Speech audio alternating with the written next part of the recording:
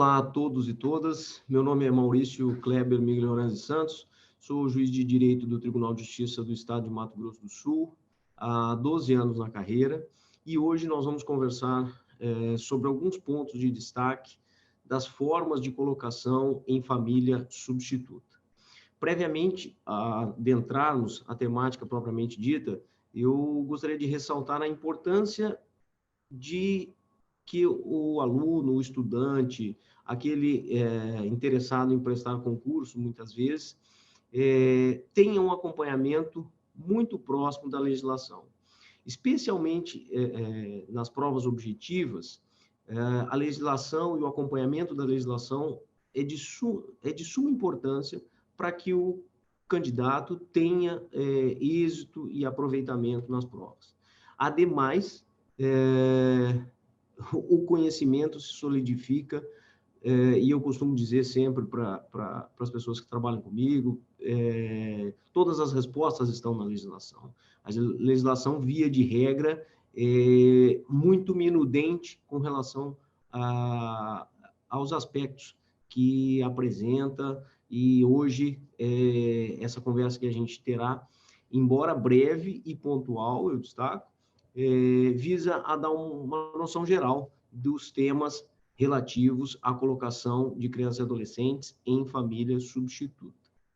Peço, portanto, que acompanhem comigo e vamos fazer aí nessa meia hora um esforço grande para que, sinteticamente, os temas sejam bem apresentados e possam ser um start nos estudos das senhoras e dos senhores. Vamos lá. Vamos hoje conversar sobre guarda, tutela e adoção. Essas são as formas hoje previstas para colocação de crianças e adolescentes em família substituta.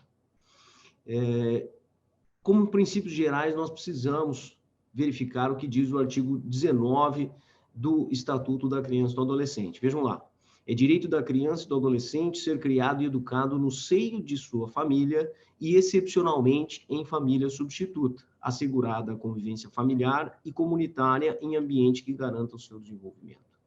Vejam, senhoras e senhores, que este artigo 19 traz uma mens legis, uma principiologia de que a prioridade é a colocação da criança e do adolescente, ou melhor, a permanência dessa criança e desse adolescente no seio de sua família. Embora ele não faça o esclarecimento, nós vamos ver mais adiante, íncito a esse próprio texto o conceito primevo de família natural, ou seja, essa família de que o artigo 19 é a família natural, que nós já vamos ver a distinção. Seguindo na principiologia geral do tema, vejam lá o que diz o parágrafo 3º do artigo 19. A manutenção ou a reintegração de criança ou adolescente à sua família terá preferência em relação a qualquer outra providência. É lógico que, como todas as grandes temáticas do direito trazem alguma controvérsia, e nesse tema não poderia deixar de ser diferente. Há doutrinadores e mesmo julgados rejeitando essa prioridade que se confere à família tida como natural, a família também chamada como família de origem. Por quê? Porque essa família de origem, baseado nos princípios atuais do próprio direito de família, ela tem um conceito muito robusto hoje de que esteja vinculada a laços de afinidade. Portanto, embora esteja previsto no artigo 19, parágrafo 3º, e para a prova, especialmente as provas objetivas, é isso que deve ser tomado em consideração, a família natural tem preferência em relação a qualquer outra providência. A despeito disso, há sim controvérsias e pensamentos de que esse artigo não reflete adequadamente o princípio constitucional de primazia do interesse da criança e do adolescente, porque a família de origem não ela precisa ter uma finitude. E essa finitude está justamente no conceito de afinidade ou afetividade. Mas, para a prova, repito, o artigo 19, parágrafo 3º, deve ter a sua leitura objetiva. Vejam lá o parágrafo 4º. Será garantida a convivência da criança ou do adolescente com a mãe ou pai privado de liberdade. Eu destaquei esse ponto porque se trata de um ponto mais recentemente alterado, certo? E chama a atenção a previsão de que, mesmo com o pai privado de liberdade, a criança ou adolescente deve ter o direito a esta convivência. E vejam bem, lá embaixo, inclusive, independentemente de autorização judicial, ou seja, caso essa criança ou adolescente esteja em situação de acolhimento institucional, é desnecessário que o juiz autorize que a coordenação do acolhimento, que, como vocês bem sabem, tem condição de guardiã dessa criança ou adolescente, essa coordenadora deverá providenciar nessa visitação regular, justamente para que se mantenham os laços de afetividade. Mais adiante, vejam lá o que fala o parágrafo 5º, que destaca novamente a garantia à convivência integral da criança com a mãe adolescente que estiver em situação de acolhimento.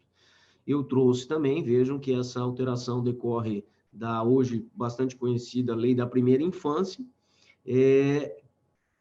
portanto, por ser, de certa forma, novidade, bastante passível de ser apresentada em questionamento de provas. Ou seja, a mãe adolescente em situação de acolhimento institucional deve ter viabilizada a convivência de seu filho.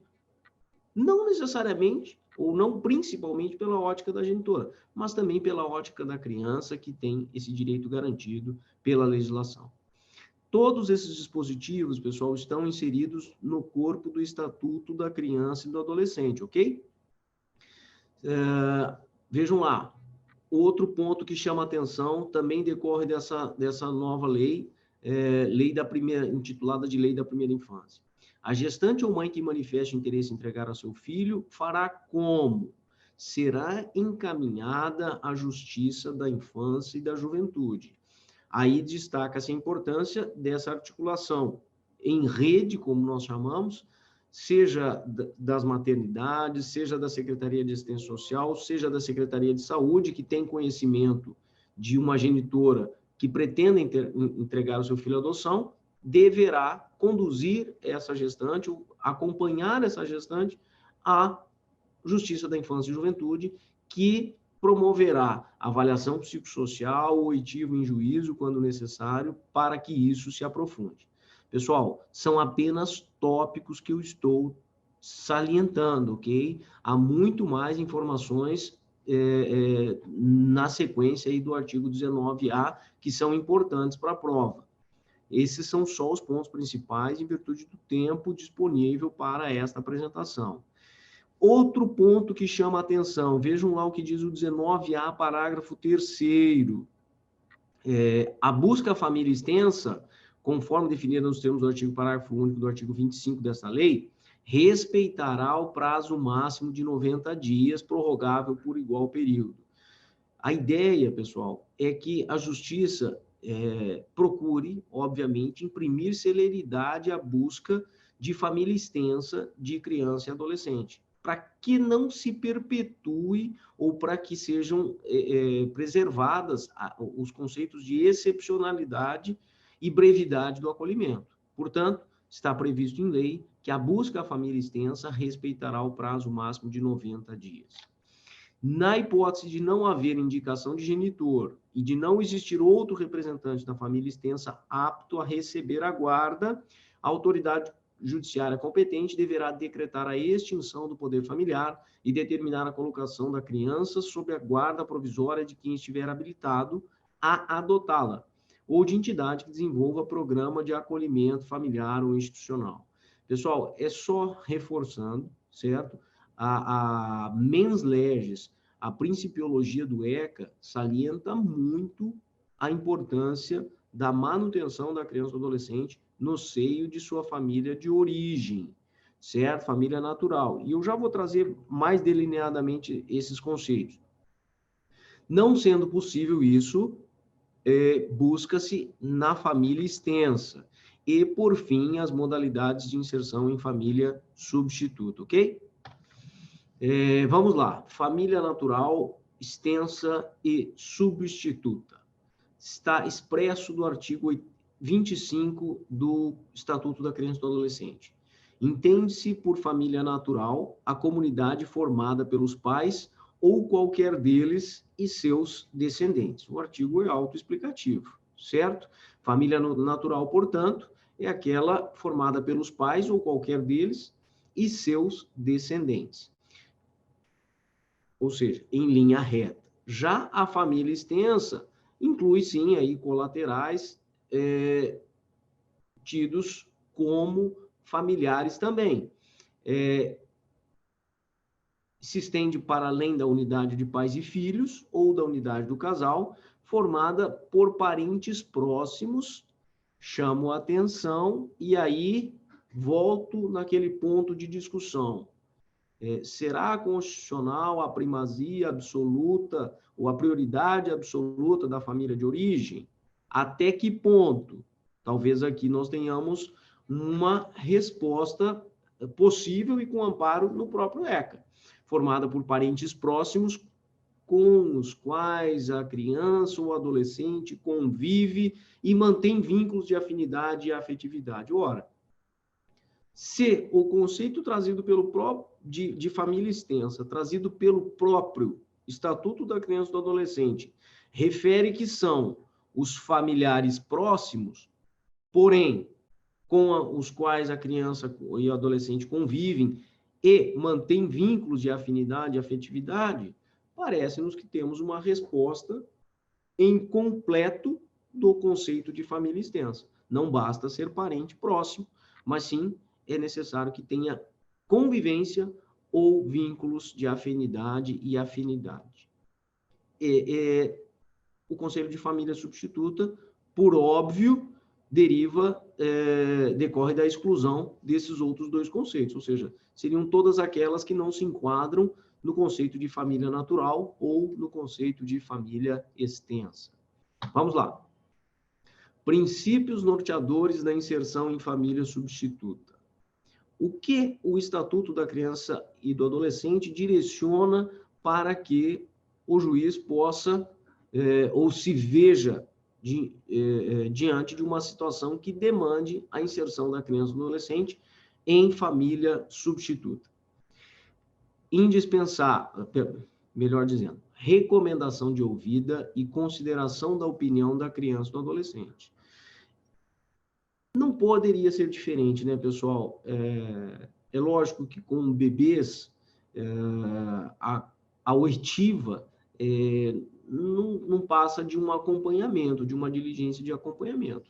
Mas com crianças que têm algum nível de compreensão, que têm alguma capacidade melhor de exporem a sua visão, indispensável, ou melhor dizendo, para nos atermos à terminologia legal, que vai ser cobrado em prova. É recomendável a ouvida e a consideração da opinião da criança e do adolescente.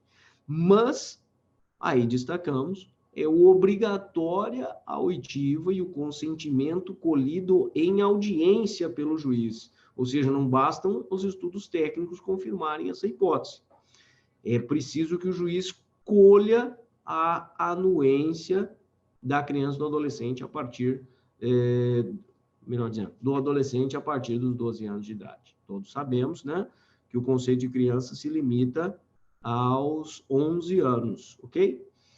Dando continuidade. Obrigatoriedade de ser considerado o grau de parentesco, a relação de afinidade, afetividade, visando minorar as consequências da medida. Ou seja, o juiz deverá levar em consideração o grau de parentesco, sim. Reforça-se, portanto, o que dizíamos lá no início, né?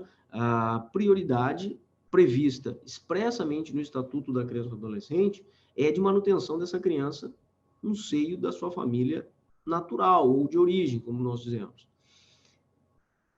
Em sendo hipótese de colocação em família extensa, vejam lá, é obrigatório que se considere o grau de parentesco e a relação de afinidade ou afetividade.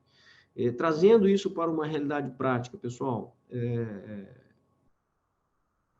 é possível nós nos depararmos, e isso ocorre, né, com familiares próximos, que muitas vezes não conviviam com a criança, e com familiares mais distantes, ou tios, ou avós, que passaram a cuidar ou tinham um maior grau de convivência.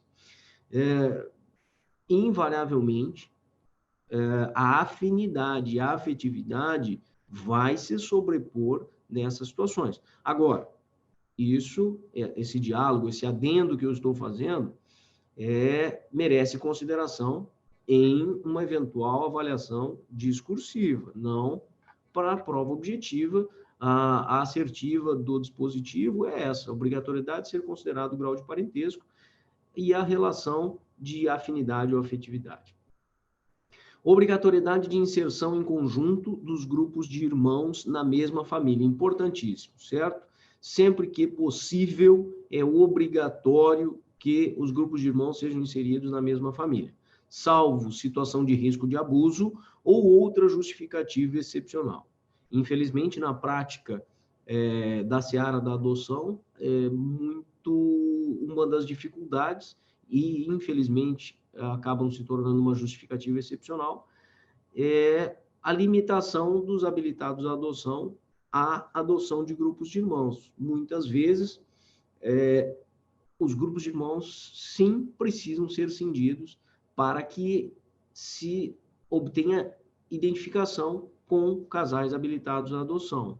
Mas, ainda assim, há uma ressalva lá que prescreve que sempre se devem preservar os vínculos fraternais. Então, quando famílias distintas, habilitados à adoção distintos, adotam grupos de irmãos separadamente, devem sim se comprometer com a justiça de preservar os vínculos fraternais entre os irmãos, certo?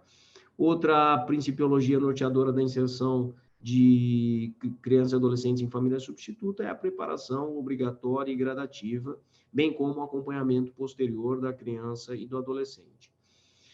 Especialmente com crianças mais velhas e adolescentes, essa preparação é indispensável.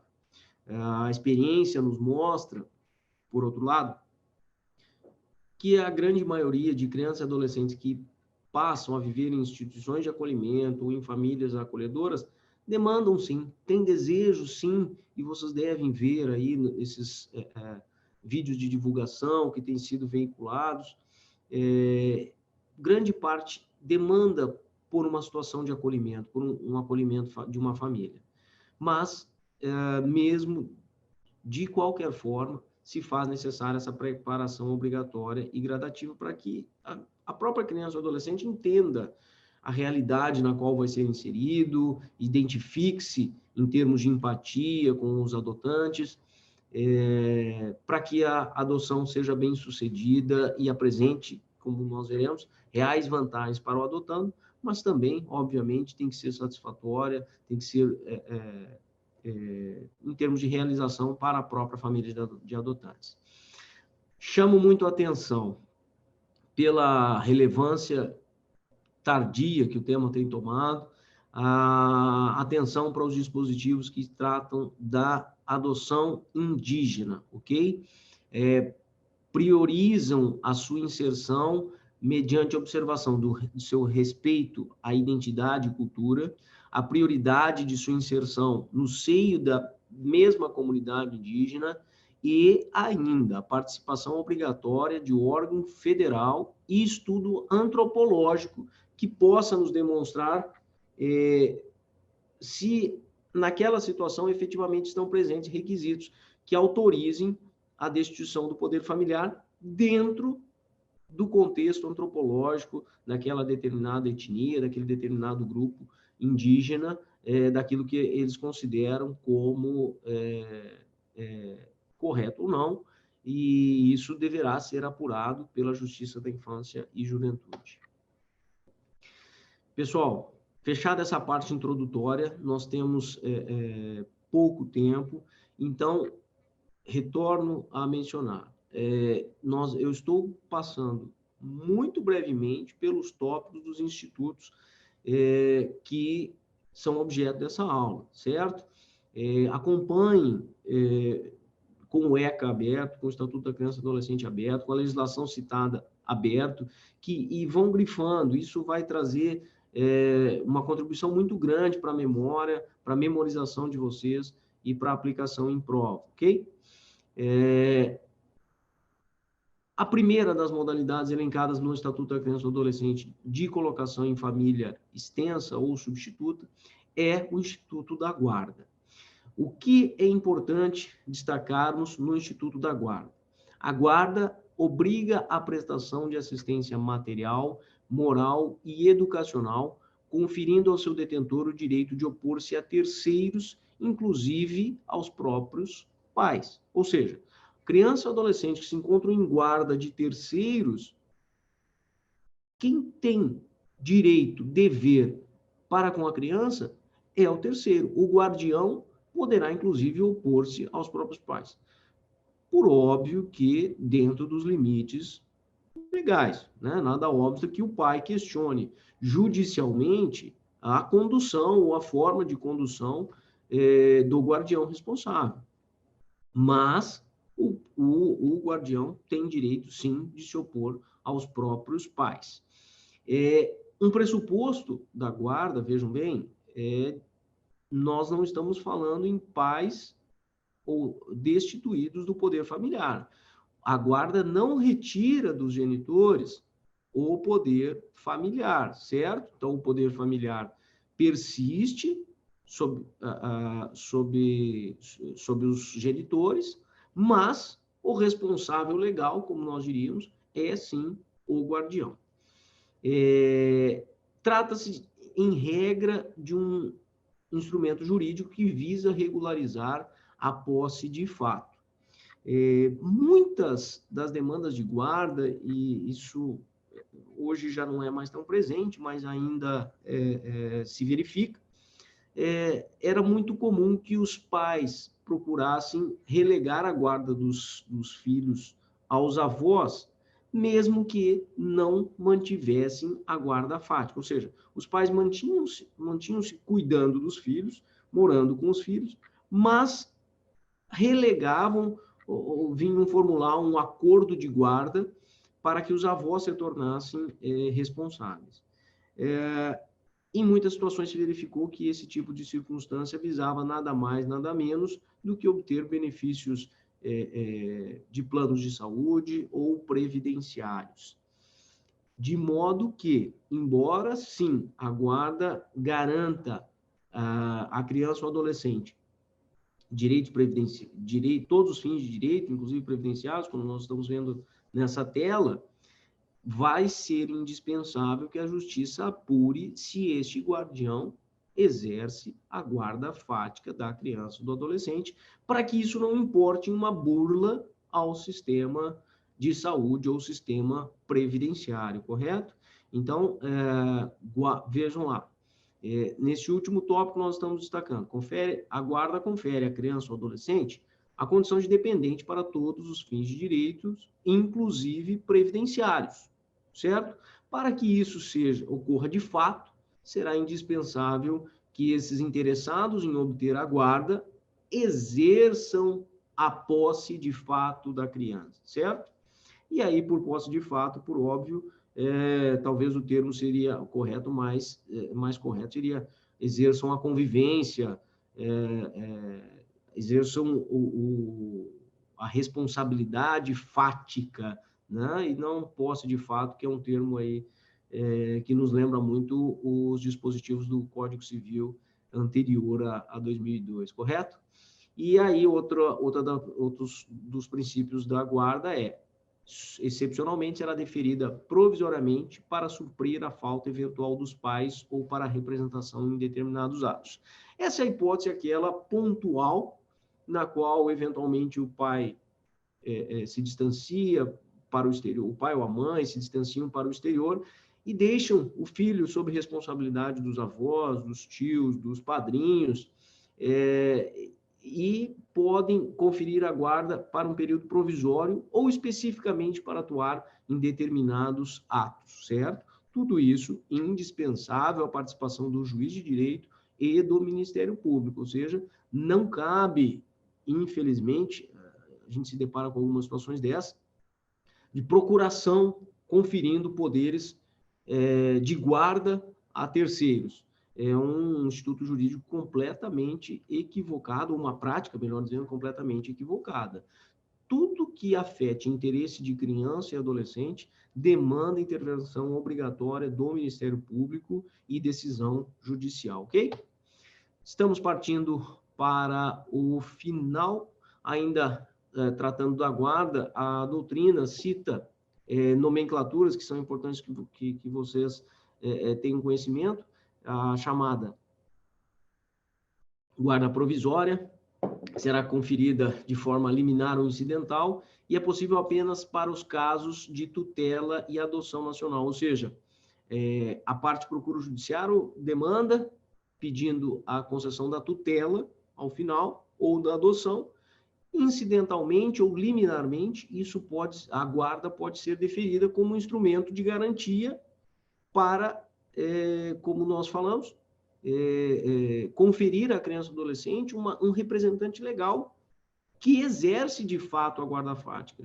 Então, até que se possa apurar efetivamente a perfectibilização dos institutos da tutela e ou da adoção, a guarda provisória poderá ser deferida liminar ou incidentalmente.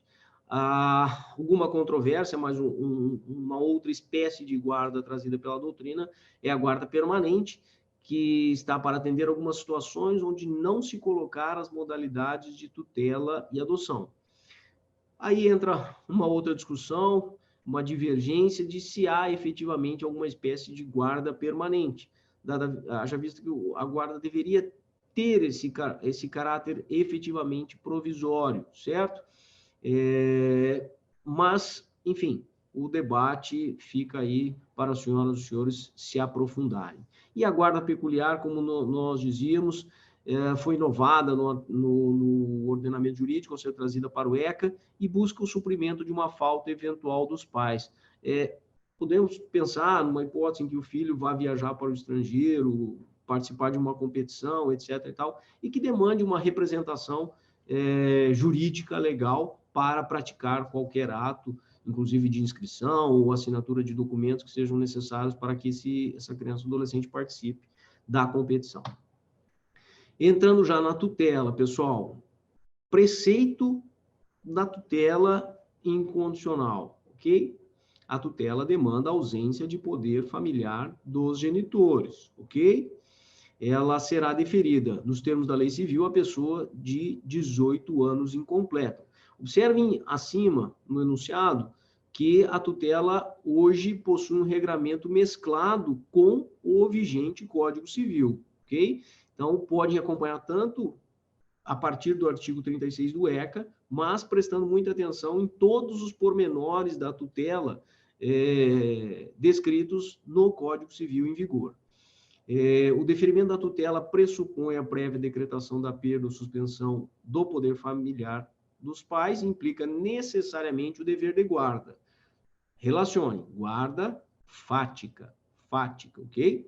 O direito de nomear tutor compete e o revés disso.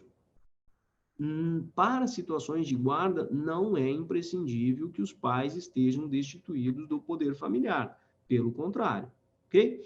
O direito de nomear tutor compete aos pais em conjunto, devendo ser registrado em testamento ou qualquer outro documento autêntico, certo? Em caso de falecimento, caso os pais tenham se acautelado e eleito por meio de documento autêntico um tutor, esse sim será o primeiro a ser chamado a exercer a tutela dos filhos. Em falta de tutor nomeado pelos pais, a tutela incumbe aos parentes consanguíneos, olha lá, do menor, essa terminologia eu transcrevi diretamente do Código Civil, mas chama atenção, né? A inadequação do termo, porque menor é um termo já ultrapassado, que reportava ao Código de Menores e toda essa principiologia que certamente vocês estão vendo aqui no curso, tá? Ultrapassado, onde a criança era objeto, e hoje ela é sujeito de direitos, correto? Então, aos parentes consanguíneos, aos ascendentes, aos colaterais, até o 3º grau. Tudo está lá, pessoal, no artigo 1728 e seguintes do Código Civil. Não havendo qualquer dessas hipóteses, o juiz nomeará tutor idôneo e residente no domicílio do menor. Tá? Na falta do tutor testamenteiro, legítimo, ou quando esses forem excluídos ou excusados da tutela, ou quando removidos outros por não idôneos, ainda que sejam legítimo ou testamentário. Tá? Aos irmãos órfãos, dar-se-á apenas um tutor, na mesma linha do que pensa o Estatuto da Criança e do Adolescente, no objetivo de manter a união entre os irmãos e os vínculos de afinidade ou afetividade. Entramos na adoção.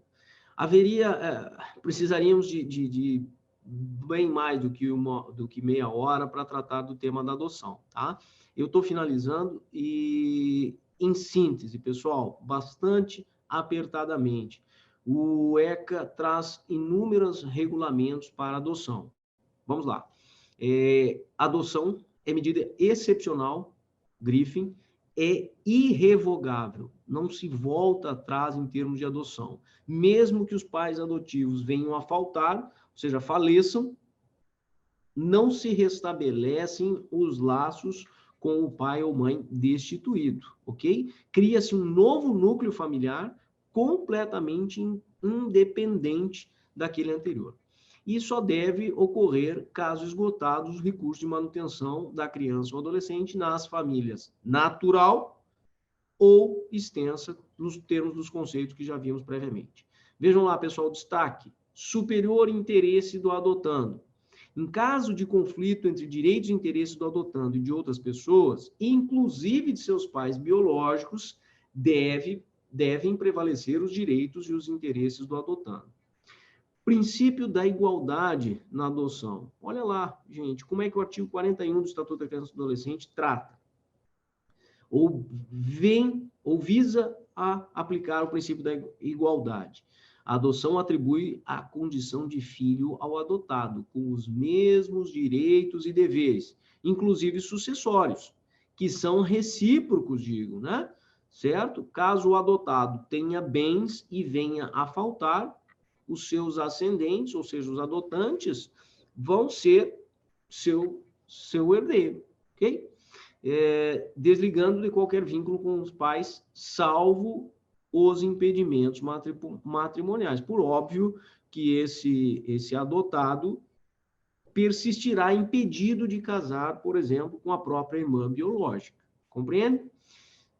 Vejam lá que interessante, gente. Parágrafo 1º. Se um dos cônjuges ou concubinos adota o filho do outro, mantém-se os vínculos de filiação. Ou seja, não destitui o poder familiar do outro cônjuge. Estamos indo para o final. Vamos lá. Requisitos da adoção. Podem ser adotados os menores de 18 anos. Destaco que estamos falando aqui da adoção prevista exclusivamente no Estatuto da Criança e do Adolescente, exigindo-se a maioridade civil ao adotante, por óbvio, bem como uma diferença etária mínima de 16 anos. Isso é o que está previsto na lei. Tá? Excepcionalmente, há situações em que o adotando, mas, repito, só para prova discursiva, tá? Em que vocês possam fundamentar isso no melhor interesse da criança e também, em especial, no princípio da afinidade ou da afetividade. É vedada a adoção por ascendentes e irmãos do adotando, tá? Gente, a legislação brasileira, tá? Faz uma concepção da qual eu compartilho, de que não faz sentido que os avós adotem os próprios filhos, certo? Eu, particularmente, julguei um caso concreto no qual declarei a inconstitucionalidade em concreto desse artigo, porque, efetivamente, aquele avô e aquela avó, desde o nascimento da criança, assumiram as figuras paternas.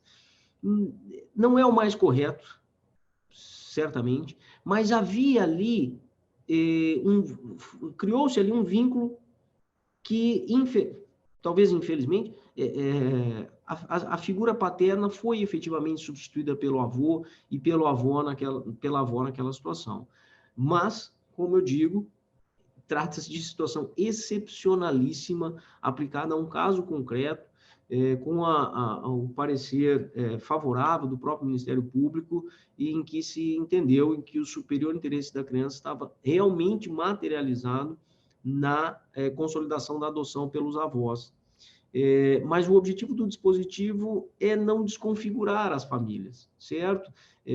Se a tutela e a guarda podem suprir todos os requisitos necessários de representação da criança ou adolescente, não há, via de regra, por que suprimir as figuras de pai e mãe. Adoção conjunta exige casamento civil e união estável. Nesse último caso, comprovada a estabilidade da família. É cabível a adoção em conjunto por divorciados ou separados judicialmente, desde que o início do estágio de convivência tenha se dado na constância dessa união ou deste casamento e tenham sido estabelecidos vínculos de afinidade com aquele que não virá a deter a guarda, ou seja, com o separado ou divorciado que não virá a deter a guarda da criança ou adolescente. Na adoção pós-morte, pessoal, é possível com previsão expressa no Estatuto da Criança e do Adolescente. É cabível quando o adotante houver falecido no curso do processo de adoção, porém com inequívoca manifestação de vontade, ou seja, preencheu os requisitos necessários para adoção, participou de estudo social, formou vínculo de afinidade, acabou vindo a falecer no curso do procedimento, essa adoção será confirmada. Para fechar, pessoal, a adoção será deferida quando apresentar reais vantagens para o adotando e fundar-se em motivos legítimos. Essa é a chave da adoção, tá? Chamo muito atenção para esse dispositivo legal. A adoção será deferida quando apresentar reais vantagens para o adotando e fundar-se em motivos legítimos, tá? Ou seja, primeiro ela tem que ser de interesse do adotando ou benéfica para ele, e também não pode fundar-se em motivos escusos. Inclusive a burla previdenciária ou qualquer outro motivo que não seja legítimo, certo? Não seja consubstanciado num desejo mútuo de paternidade e filiação sem qualquer outro interesse. Veda-se a adoção pelo tutor enquanto não der conta de sua administração, ou seja, da administração dos bens do tutelado. A adoção depende do consentimento dos pais ou do representante legal do adotando, salvo, por óbvio, se desconhecidos ou destituídos do poder familiar, e exige-se o consentimento do adotando maior de 12 anos de idade, tal como ocorre, e nós enunciamos lá nos princípios gerais, tal como ocorre também para a guarda. E ainda o estágio de convivência pelo prazo máximo de 90 dias. O vínculo da adoção, pessoal, somente será constituído por meio da sentença judicial, ok? Então, os efeitos da adoção só se consolidam a partir da sentença judicial. Isso tem inúmeras consequências de ordem prático-jurídica, certo? Prestem bastante atenção aqui. Para preservar a isonomia e não fazer diferença com a filiação chamada natural, nenhuma observação sobre a origem do ato poderá constar nas certidões do registro, né? Ela vai constar no livro lá onde se anotam, né? No livro do registro civil consta, mas quando sair a certidão, nada consta, ok? A adoção produz seus efeitos a partir do trânsito em julgado, conforme havíamos mencionado. O adotado tem direito de conhecer a sua origem biológica e essa busca é uma busca bastante natural, não elide em nada a vinculação afetiva que se estabeleceu com os pais adotivos, me parece, da experiência que nós temos, uma busca íncita ao autoconhecimento da criança e do adolescente, que demanda saber as suas origens, demanda saber conhecer a sua mãe, o seu pai biológico, certo? E a morte dos adotantes, nós já havíamos mencionado que não restabelece o pátrio poder, antigo pátrio poder, né? Poder familiar dos pais naturais. Pessoal, Em todos os eventos que eu participo, eu chamo a atenção, tá? Infelizmente, ainda é pouco conhecida a famosa Lei da Palmada. Eu participo de eventos da rede de proteção, eventos com conselhos tutelares, eventos com outros colegas, membros do Ministério Público, e muitas vezes, acadêmicos de direito, o pessoal não sabe se existe ou não existe uma lei da palmada, tá? Preste atenção na Lei 13.010, ela inseriu os artigos 18A e 18B no Estatuto da Criança e do Adolescente. É óbvio que qualquer agressão ou violência já seria punível sob a ótica do Código Penal, seja ela como lesão corporal leve, seja ela como vias de fato. Então, a educação mais adequada dos filhos não passa pela palmada ou pela agressão. Os argumentos que nós sempre ouvimos, mas eu apanhei quando criança e dei certo, todo mundo acha que deu certo. Não é bem assim. Pelo contrário, nós temos que raciocinar que é preciso que nós acompanhemos a evolução. Nossos pais, nossos avós não tinham tanto conhecimento de princípios ou de ideais de psicologia, apoio do serviço social e de outras ciências que nos fazem ou nos obrigam a fazer um pouco melhor em termos de educação, ok? Então, prestem um pouquinho de atenção na Lei da Palmada, não é objeto do nosso estudo, mas ela deve ser difundida. Ela não aplica sanções penais, mas ela aplica sanções civis aos pais que corrigirem irregularmente, digamos assim, os próprios filhos. Está lá, encaminhamento ao programa de proteção à família, encaminhamento ao tratamento psicológico, advertência, e isso pode vir a redundar, inclusive, na perda do poder familiar, ok? Destaco também, como sempre, na seara da família na preservação dos interesses de crianças e adolescentes, a lei de alienação parental, que hoje já é, graças mais difundida, e a guarda compartilhada, que hoje já estamos bem avançados aí no tema.